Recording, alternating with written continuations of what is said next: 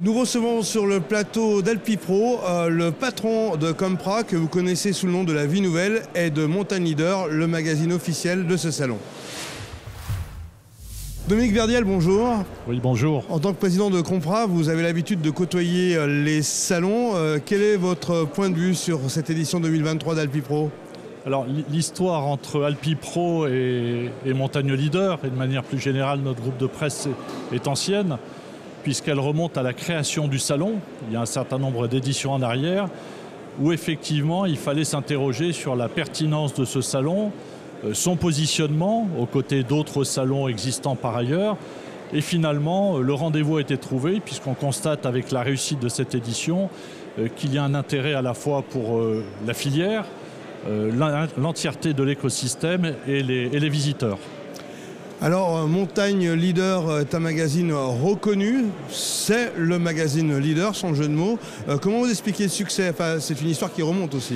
Alors, c'est une histoire qui remonte à 1976, aménagement et montagne, avant que mon prédécesseur, Michel Drapier, à qui il faut toujours rendre hommage, s'était rendu compte que l'aménagement du milieu montagnard et de ce qui allait devenir les stations de ski était le fait des hommes, d'où le Montagne Leader. Et effectivement, aujourd'hui, à audience nationale, c'est le média professionnel de la profession, alors qui a élargi son spectre de lignes éditoriales, puisque deux illustrations, le câble urbain n'était quasiment pas traité il y a une douzaine d'années en arrière. Bien évidemment, aujourd'hui il l'est, urbain et à vocation touristique, et également les questions de saisonnalité et de développement vert de cette activité. Alors on parle beaucoup de ski bashing, l'information y est parfois pour quelque chose. Comment vous positionnez par rapport à ça ? Parce que vous êtes un vrai allié finalement pour les stations. Ce que je rappellerai malgré tout, c'est que sans le ski, on va être très clair, sans le ski, ces territoires montagnards aujourd'hui n'existeraient plus ou auraient été désertés. Donc on pense avant tout aux hommes, à la fois à leur installation, à leur tradition, au fait qu'à travers cette activité, ces activités économiques que le ski génère, ils sont toujours là. Bien évidemment, l'activité évolue. On n'est plus du tout sur des journées entières dites de ski alpin. La saisonnalité évolue. En gros, le monde de la montagne s'adapte d'une manière d'ailleurs plutôt positive et remarquable. Et c'est un mouvement de fond qui continue sur sa lancée. Alors comment offrir une information de qualité tout en étant dans l'attrait du lecteur qui change beaucoup en termes de comportemental ? Alors avant tout, cette information, elle est le fait de journalistes. C'est important à dire.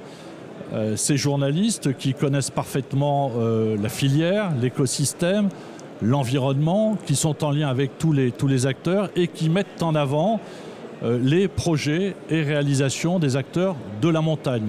Même si en formulant la montagne, on se rend bien compte que tout cela est un peu restrictif. Et effectivement, quand on regarde, pour être un peu technique, le rubricage ou l'organisation du magazine Montagne Leader sur ces 10 dernières années, on y voit une évolution significative. Alors, on parle beaucoup de journalistes et d'influenceurs. On ne sait pas où le monde de l'information s'arrête et commence. Vous avez un avis là-dessus ? Un avis très clair, un influenceur n'est pas un journaliste n'est pas un influenceur, tout simplement. Donc moi je me fierais à titre personnel à un journaliste qui signe, qui écrit, qui vérifie, qui pèse le pour et le contre. En gros, tout le contraire d'un influenceur. Alors on va parler maintenant de Compra, c'est votre groupe. Alors c'est un terme que le grand public ne connaît pas forcément, mais si on dit La Vie Nouvelle en Savoie, les affiches du côté de Grenoble, je pense que là, ça fait tilt dans la tête de chacun. Un groupe qui représente quasiment 10 millions d'euros de chiffre d'affaires, c'est ça ? C'est ça. Alors, Compra est connu par ses titres, vous avez parfaitement raison. En termes de volumétrie, c'est un éditeur alpin, indépendant, une cinquantaine de collaborateurs, implantés sur les 3 départements des Alpes du Nord et qui édite 4 journaux hebdomadaires. Nous venons d'ailleurs de reprendre le journal La Tarentaise et nous avions d'ailleurs repris en 2011 La Vie Nouvelle, journal historique de la Savoie, 1860, que nous avons, il faut le reconnaître, et avec toute la compétence des équipes sauvées, puisqu'il était en faillite. Et ce sont également des magazines, Montagne Leader, on en a parlé, et la Mairie Magazine, entre autres. Alors, on vous connaît aussi pour les annonces légales ? C'est un de vos ressources, votre ressource principale, si vous me C'est permettez. ça, c'est notre famille dite de la presse judiciaire, puisque nous appartenons à la presse hebdomadaire régionale, la presse judiciaire et la presse magazine. Et à travers de la publication de ces annonces légales, c'est de l'information économique, donc c'est la transparence de la vie économique. Il en va de même aussi pour la publication des appels d'offres et des marchés publics. Alors comment demain vous imaginez votre groupe projetons-nous à 10 ans par exemple. Toujours sur une assise territoriale, c'est le sens, c'est nos valeurs. On parle pas uniquement de synergie, mais on parle de ce qui, chaque jour, peut motiver à la fois nos collaborateurs, notre environnement et nos lecteurs, avec du développement, puisque c'est aussi ce qu'on sait faire. Donc une implantation sur les différents départements de la région Rhône-Alpes et allant sur les familles de presse dont j'ai parlé, voire même sur d'autres secteurs connexes de l'information. On revient à la montagne, aux stations de ski, thème qui nous intéresse sur Alpipro. Pour vous, quelles sont les grandes échéances, de la montagne et les grands défis à relever? Elles sont, je pense, dans la continuité de ce qu'on a déjà vécu.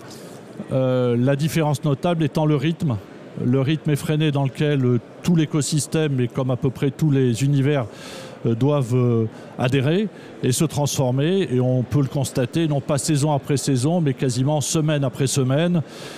J'étais il y a un mois en Amérique du Sud, au Chili, où on me parlait également de la saison passée, hivernale passée et estivale. Et là aussi, les changements sont alors dramatiques, en tous les cas très marqués. À nous de nous adapter de manière vertueuse et responsable, notamment sur un plan humain et économique.